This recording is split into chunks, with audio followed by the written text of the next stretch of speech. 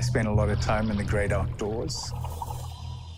There's the visual beauty. It's just spectacular. There's this whole cycle of life, this beautiful, touching love and care. But at the other side of it, there's this incredible brutality.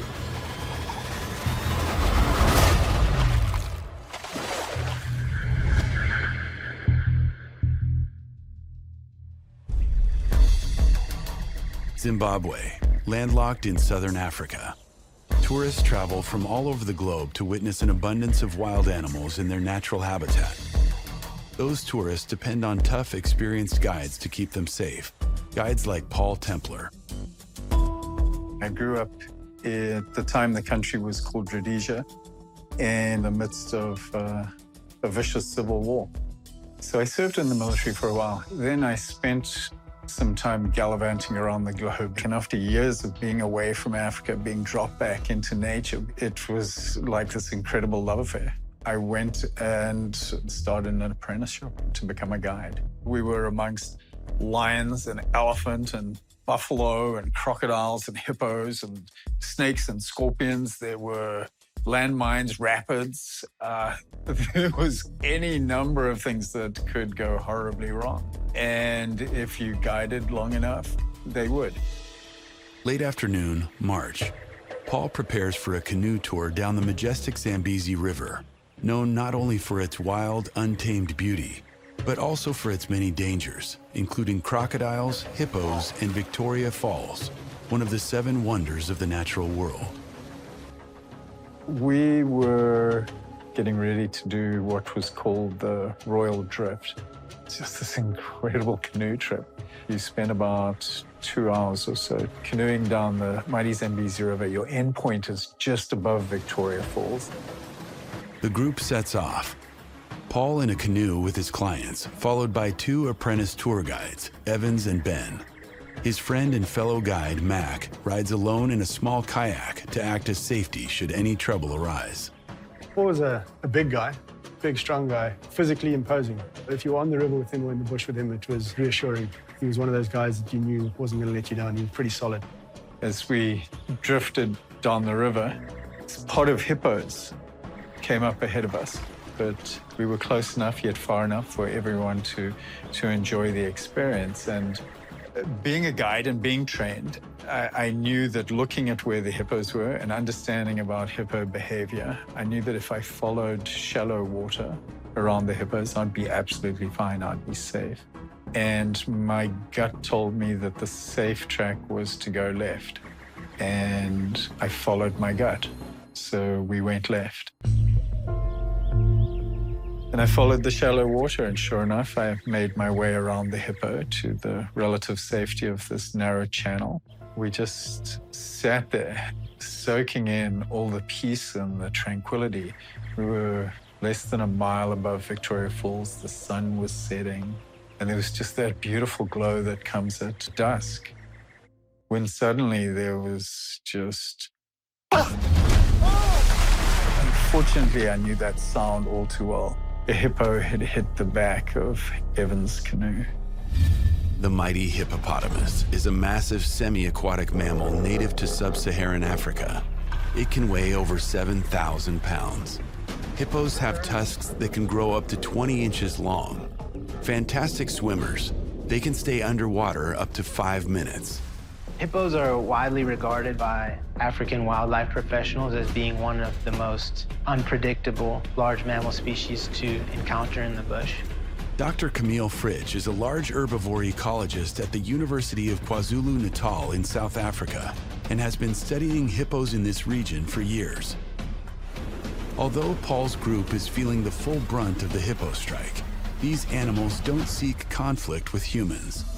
A lot of human and hippo wildlife conflict takes place across Africa, but it's not because hippos are actually targeting these people. They're herbivores, they don't want to kill people. It's just because they're both sharing the same resources.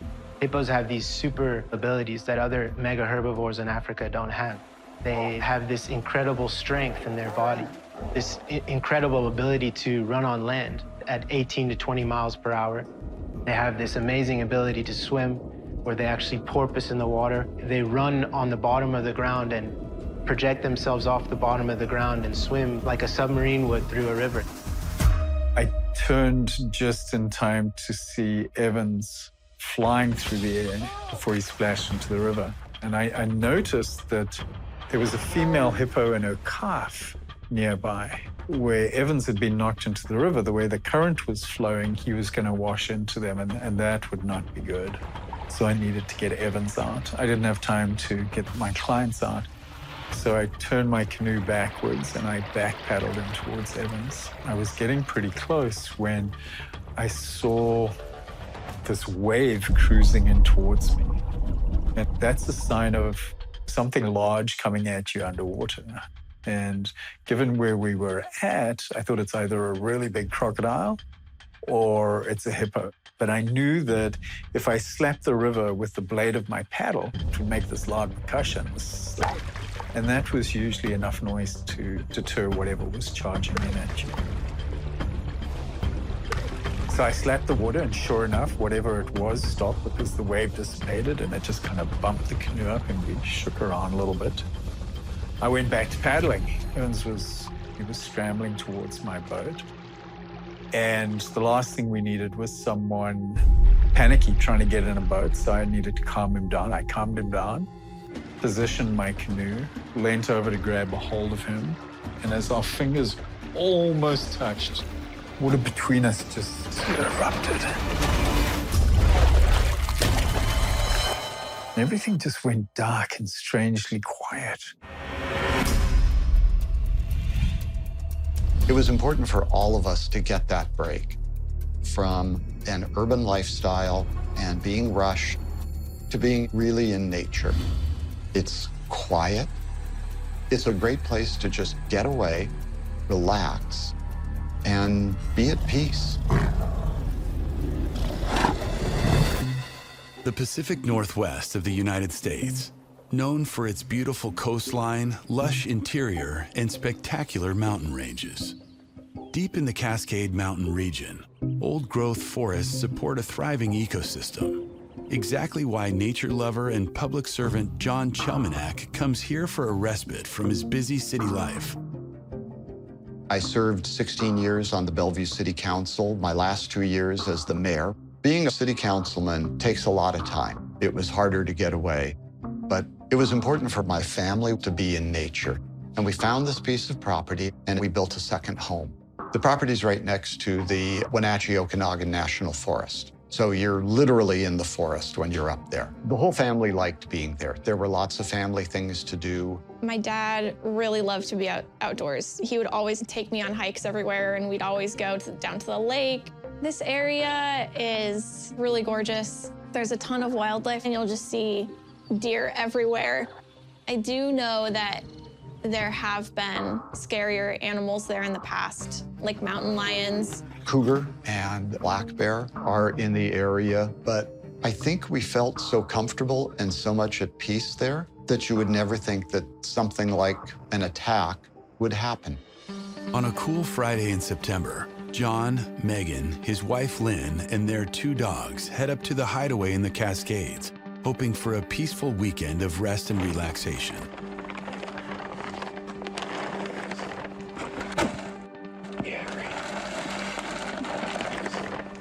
Pretty normal Friday. We hit a good traffic day. It was very much a normal arrival.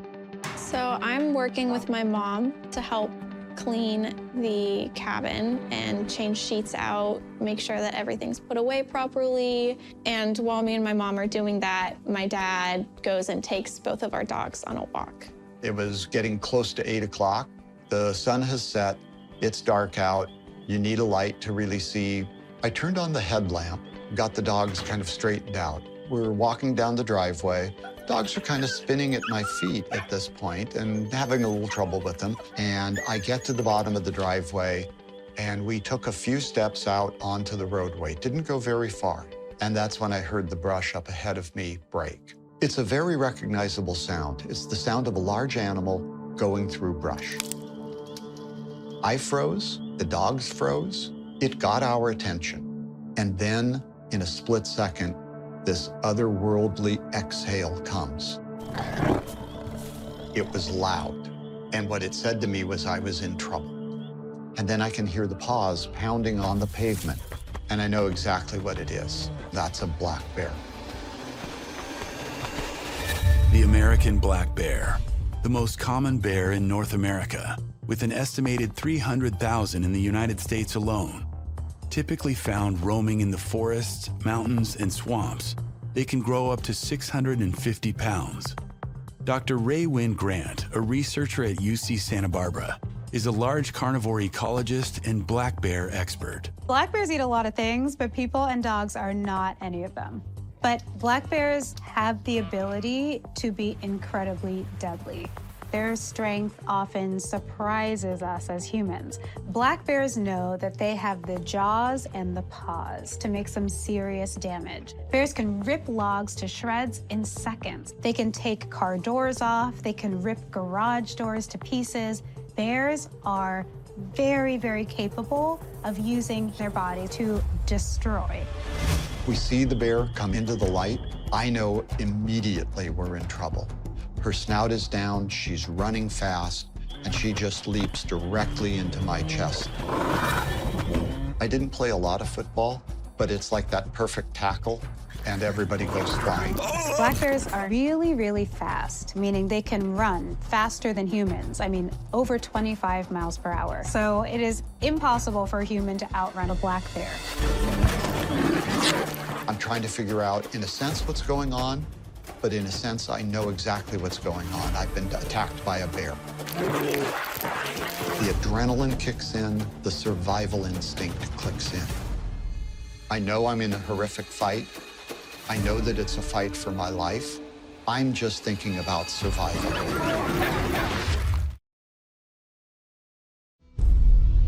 I go down on the roadway. I'm stunned. I got up off of the ground, and I can hear the bear a little farther away.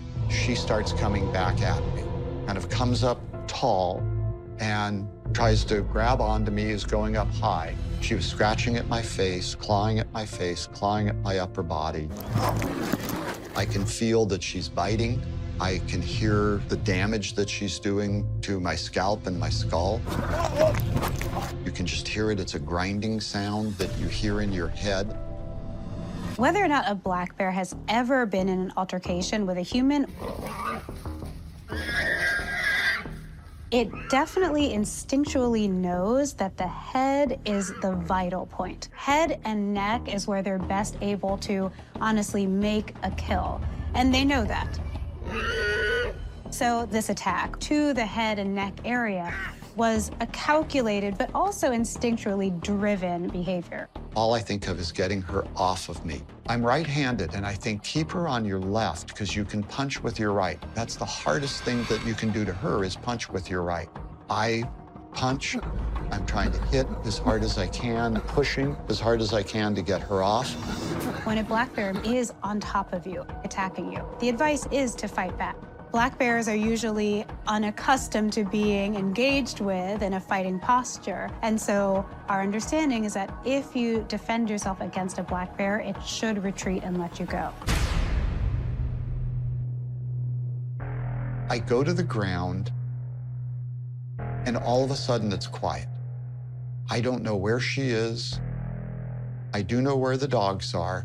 I reach down, I grab their leashes, and I begin to run back the way I came. The adrenaline is running so high, I'm not feeling anything. That night, I didn't feel pain. That's what it is like to be in a fight for your life. You just don't feel it. I begin to go up the driveway, and all of a sudden,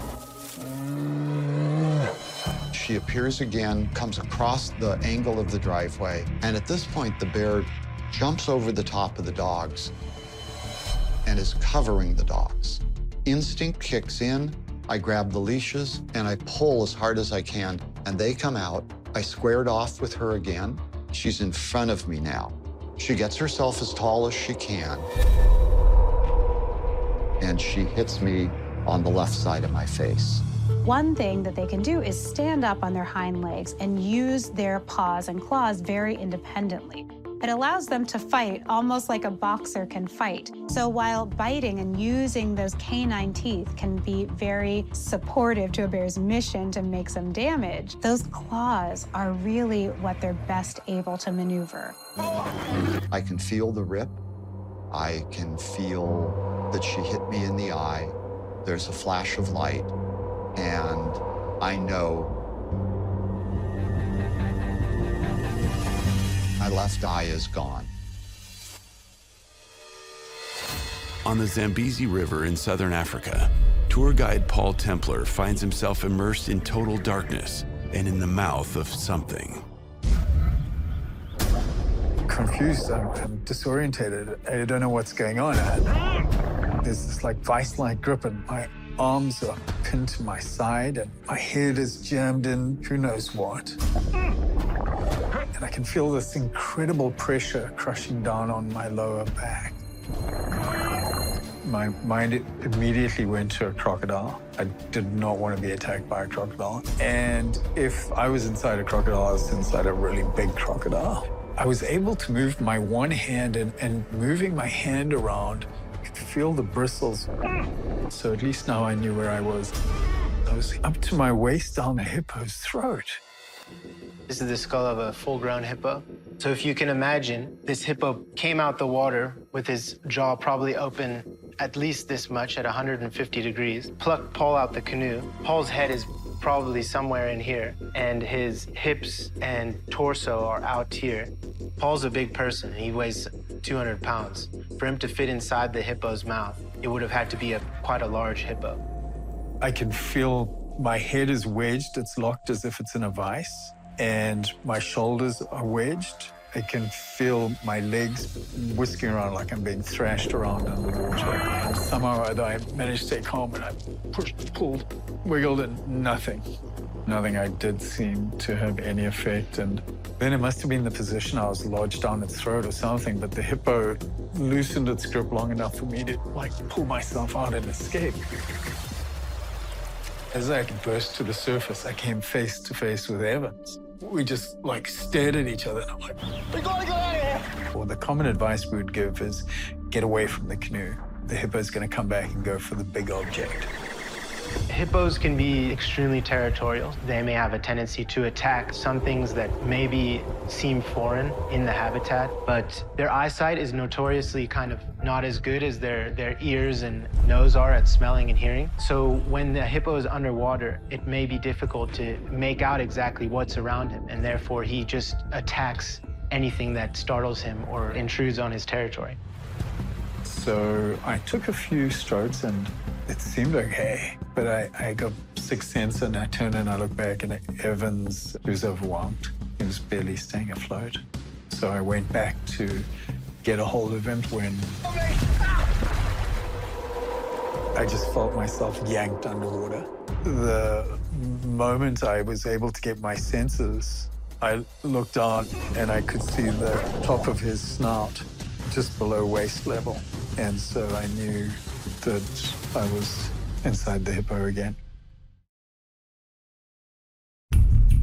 As John Chelmanak wrestles with the black bear outside his cabin in the Cascade Mountains, his family inside is completely unaware. So I'm working with my mom, and I noticed that our two dogs are at the back door. They seemed very, very panicked. I let the dogs in, and my mom comments how this is very strange. She wonders where my dad is. And then we hear a noise coming from outside. It was someone calling out for help. And she hears the words bear, and then she recognizes the voice as my dad's. She's really done a lot of damage at this point. I've lost an eye. I'm acting on instinct. It's in the dark. I'm staggering. I'm having trouble continuing to stand. During this, I don't know if it's ever going to end, but I think the only way it may have ended is with me dead. My mom tells me to grab her phone and call 911, and I immediately am terrified. I told the 911 operator that I was at our cabin at Lake Wenatchee and that my dad had been attacked by a bear. At that point, she asks me what our address is, Being as I am 11 and it's not our regular home, I had absolutely no idea. Out in the driveway, the former mayor of Bellevue, Washington, is running out of options. He digs deep, knowing this could be the last chance to save himself. I've been involved in a lot of things in life. I'm not a person who is prone to violence, but it's instinct. I just don't like to lose. When you're in politics, you like to win every vote. So now all of a sudden, she's going for the kill. She got ready to come for one more, and I stepped back, and I came up hard with my knee, and I make a good connection. I can hear a crack. I knew that I had done damage. I knew that she felt it. I had gotten her attention, and I think that put some fright in her. And now, I think she's frightened of me. Underneath the Zambezi River, Paul Templer is once again trapped in the jaws of a large hippo and fighting for his life. He would pull me underwater and then spit me out, and then bite again and throw me in the air and catch me. And then I'd go underwater and he would bite rapidly. I just see him coming in with his jaws wide open, and then he like scores this direct hit. And so now my legs are outside one side of his mouth and my arms, head and shoulders outside the other. And I'm trying to like beat on him, and nothing I do has any effect on him. Beyond a shadow of a doubt, I know I can't win this fight. I can only survive it. So my strategy just goes to, I just have to stay alive. Hippos have these incredible weapons in their mouths, these two canine tusks that can grow the size of your flexed arm, and then the two large pointed incisors in the middle. Because of the massive strength that it has in its jaws, it's able to push these massive tusks through pretty much anything that gets in its mouth. It's just amazing strength. So the hippo bit onto my arm, and I watched it as the bones just like shattered and broke, and his tusk pulled back, and I think the medical term is degloved, as the skin just got ripped from my arm. And I just remember this feeling of like, ah! The hippo throws me away again, and then round 3 is he grabs a hold of me and decides, okay, can't break this guy, so we're gonna dive for deep water and we're just gonna sit on the bottom of the river.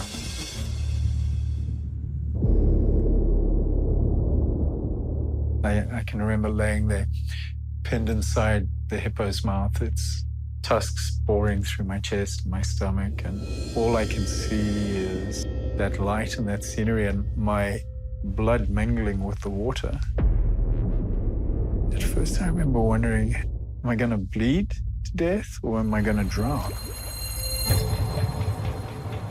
And we lay there for a little bit longer. Then I remember wondering, between the hippo and I, who can hold their breath the longest? I don't know how long we stayed there. I do know that time passes very slowly if you're in the jaws of a submerged hippo. And suddenly the hippo came to the surface, lurched through it, and spat me out yet again.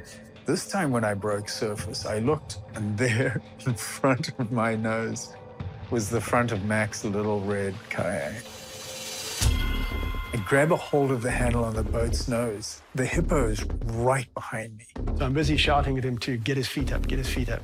Because he's a big bloke and he's hanging down in the water, the current is pushing us into the hippo, and I can't back paddle hard enough.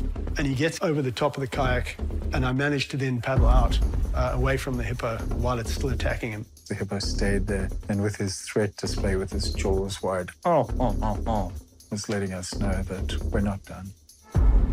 We got just offshore from the island, but shallow enough that I could jump out the canoe and grab him and pull him up onto the rock.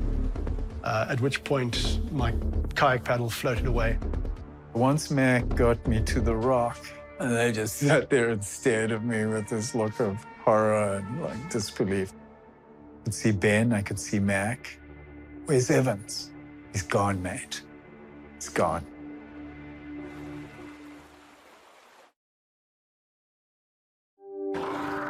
In the Cascade Mountains of Washington State, John Chelmanak seems to have finally stopped the brutal attack of a black bear. I knew when I made that connection with the knee, I had hurt her in some way. She slowed down after that. And there's this moment of calm. The bear's not attacking. I think that's the point that she decided to go do something else. And she stopped coming after me.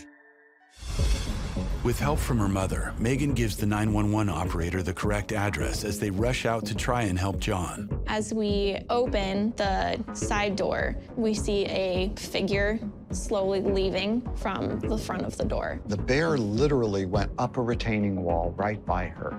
At that point, my mom instructed me to stay inside. She goes out the side door and slammed the door shut. She came down to me. She says that it looked like my head was caved in. She took off her shirt, she put it over my head.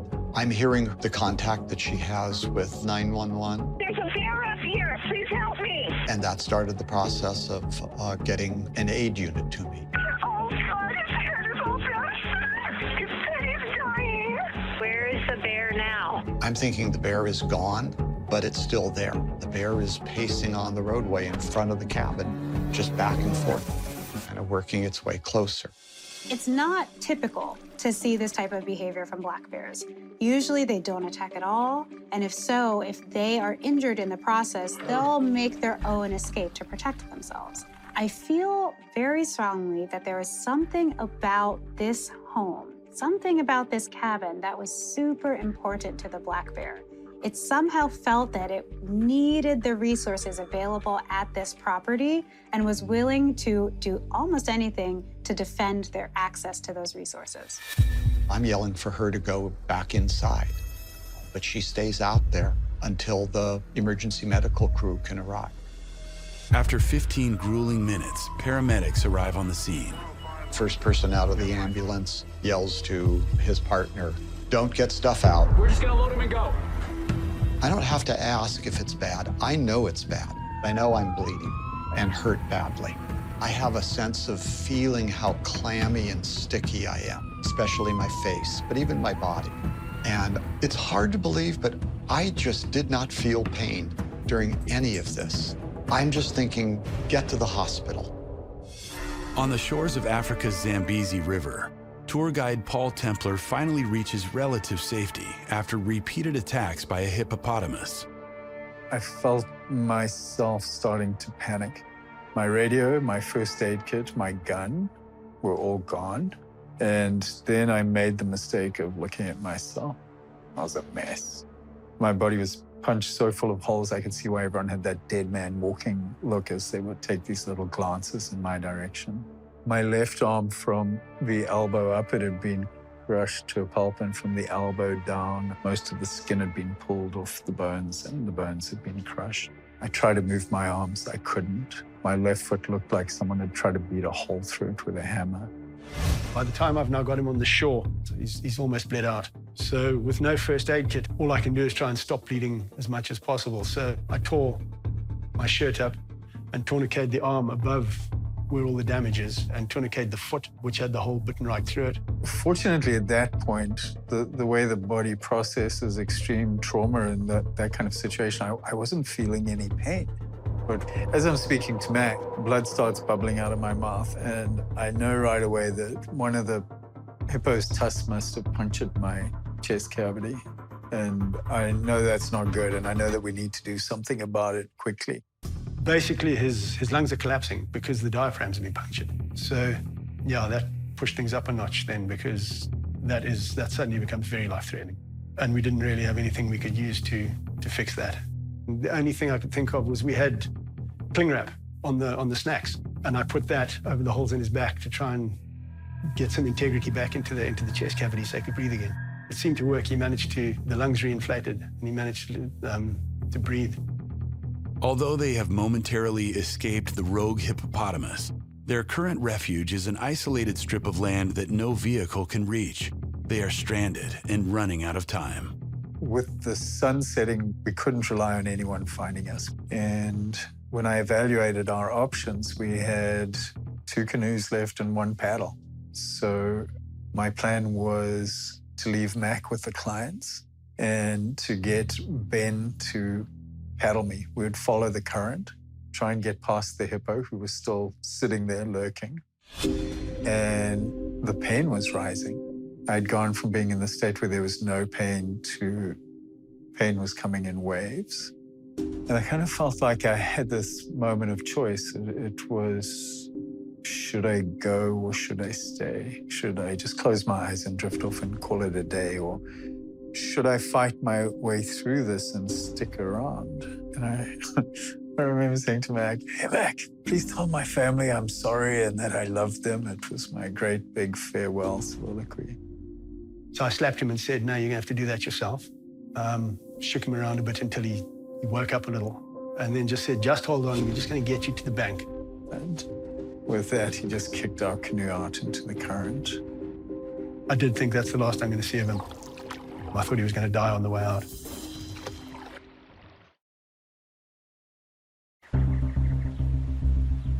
Time really slowed down then. I could hear the hippo making its threat sound. Oh, oh, oh, oh. I could feel the boat getting bumped. I knew beyond a shadow of a doubt that if the hippo knocked the canoe over, I didn't have anything left in the tank, that I was done. Understanding the hippo's continued pursuit of Paul's canoe requires a closer look at this specific animal. I knew that stretch of river probably as well as anyone did. Until now, Paul's previous encounters with this bull were just close calls. He was a very, very large rogue male. About 6 months prior to that, I had been leading a canoe safari, and he had actually attacked a boat I was in then, and I'd come face to face with him. In the months that followed, there had been 6 more attacks. Each attack had got a little more intense, a little more intentional, a little more vicious. With this hippo having these repeated instances of attacks on canoes and boats, you think that this hippo has actually become comfortable with these types of scenarios where it actually knows that it's winning these interactions, and that becomes a dangerous and potentially rogue hippopotamus, yeah. Paul's hippo attack may not have been just a case of the wrong place, wrong hippo, and wrong time, but possibly the wrong season as well. The Zambezi River has deep pools perennially where these hippos can completely submerge themselves. In low flow seasons, it may be more easy to identify hippopods with their backs exposed out of the water. But in high flow, hippos can fully submerge themselves and they can go completely unnoticed, even by extremely experienced guides like Paul, Evans, and Mike. Paul's attack likely took place because nobody had any idea that this hippo was actually there underwater. It was completely submerged, and unknowingly, Paul led his group over the top of this hippo, which led to this attack. Finally clear of the hippo, Paul's network comes to the rescue. So my team put out a call that we needed some help, and guides from far and near scrambled and managed to get to Mac and the clients on the rock. And it just so happened that there was a medical air rescue team with a former Army shock trauma specialist working with them on exercise a few minutes away. They came and were able to stabilize me to the degree that we could transfer me to the hospital. But because of all my head, neck, and spinal injuries, extracting me by air wasn't an option. The decision was made that we were going to drive, and the closest hospital with a surgeon who could help me was about 6 hours away. And because of my head, neck, and spinal injuries, they couldn't give me any painkillers. They needed to keep me awake and conscious. The chap who was the paramedic driving the ambulance was also the guy who owned the local pizza restaurant. And I knew I was in real trouble when he told me he'd give me a free pizza if I lived. Paul makes the long ride to Bulawayo Hospital, arriving 8 hours after the attack. They wheeled me into the operating room. I remember lying there and hearing all these people talking about how amazing it was I had survived. I was definitely going to lose at least 1 or 2 limbs, and I could feel myself starting to panic. And with the doc walks in and he introduced himself, Dr. Ben Rube. I said, hey, doc, I know you're going to do what you got to do, but what do you say you take the minimalist approach, huh? Because his plan, given all my injuries, had been to take off both my arms and the bottom part of one of my legs. He said, but when he heard me talk that way and ask that, he decided, okay. And he went with the way more complicated, way more risky surgery. But as a result of that conversation, I woke up having lost just one limb. So the angels were smiling that night. Severely injured after surviving an attack from a black bear, John Chelmanak is rushed to Seattle's Harborview Medical Center, the only level 1 trauma center in the state. I went into an emergency surgery. I believe that surgery was 18 hours. They're trying to stop the bleeding, get me pieced back together. They're just trying to keep me alive. As doctors work to stabilize John's condition, officers from Washington Fish and Wildlife Department are dispatched to locate the offending animal. When they found her, she was within a few hundred yards of the cabin, just totally out of character for any black bear, from what I understand. The fact that this black bear stuck around and was so easy to find once the authorities came suggests to me that this really was its home. They had been away from this home for several weeks, which is long enough for a bear to take up some type of residence. The arrival of John and his family that evening into that bear's habitat possibly posed as a threat to the bear. It may have gotten worried that its food resources or whatever it was dependent on were no longer going to be available unless it fought for them. Whenever there is a bear attack on a person, Washington Fish and Wildlife policy is to track and euthanize the offending animal.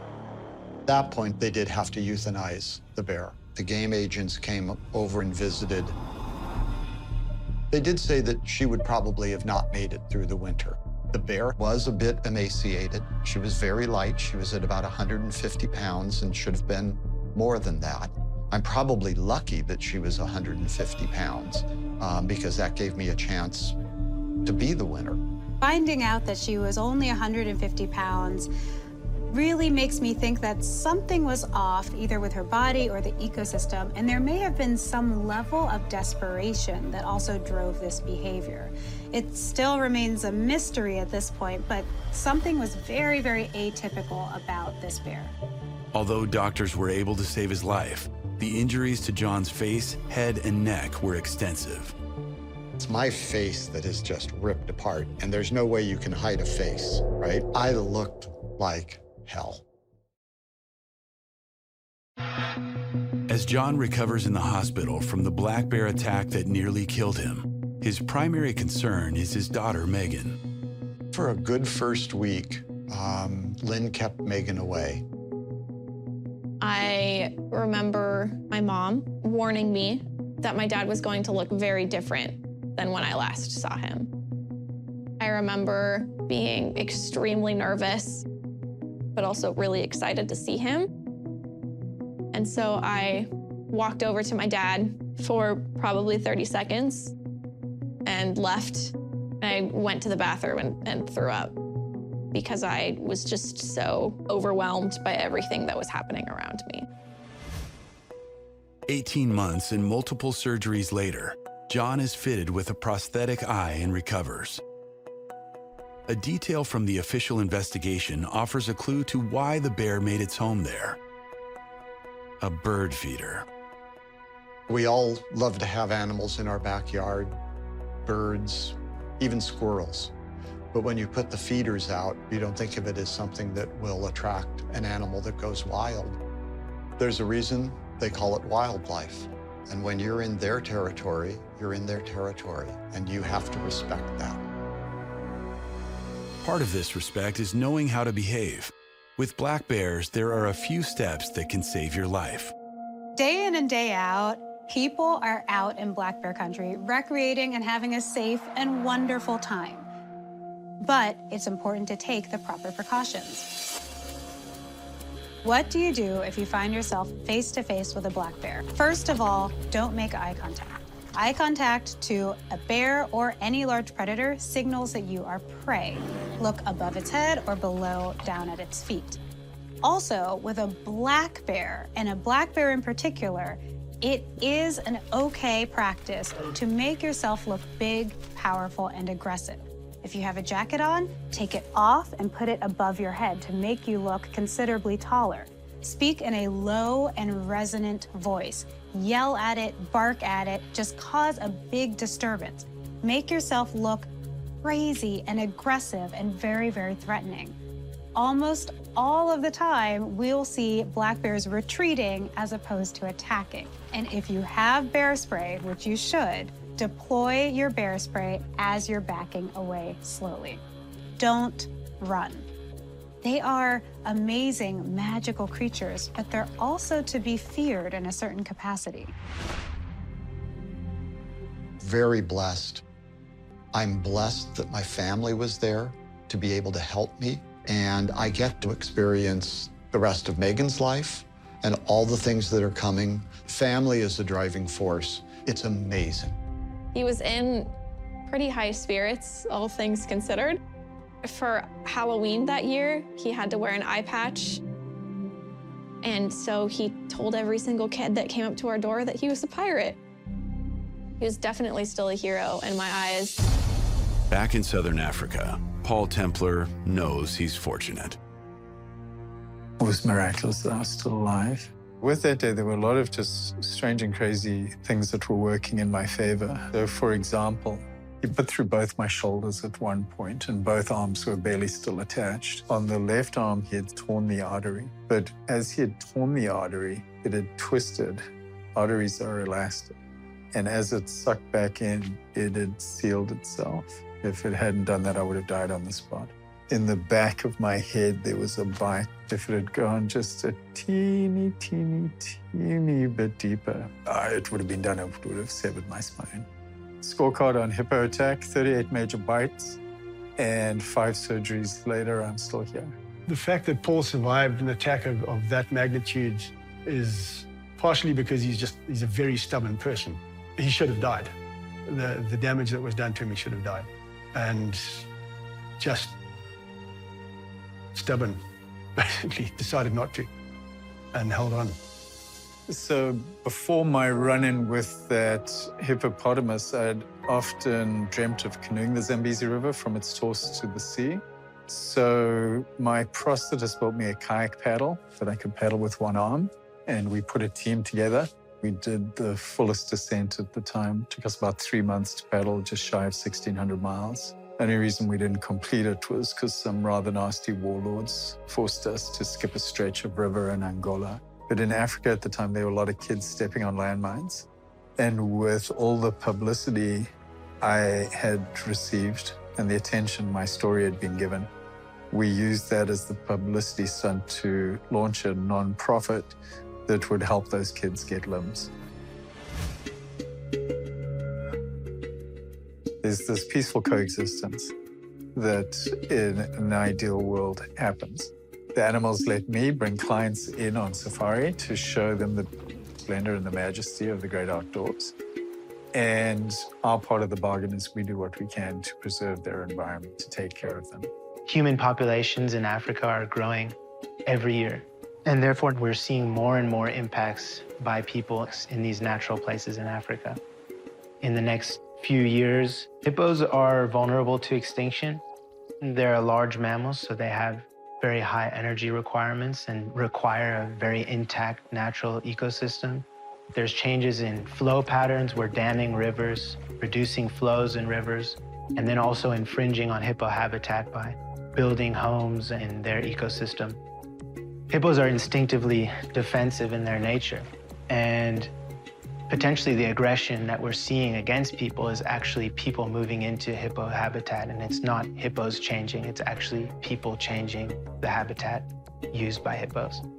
We need to give each other the space. We need to give each other the respect. We need to take care of the environment. We need to figure out a way to cohabitate. It doesn't guarantee that things are always going to work out the way that we want to, but it sure does give us a better shot at it.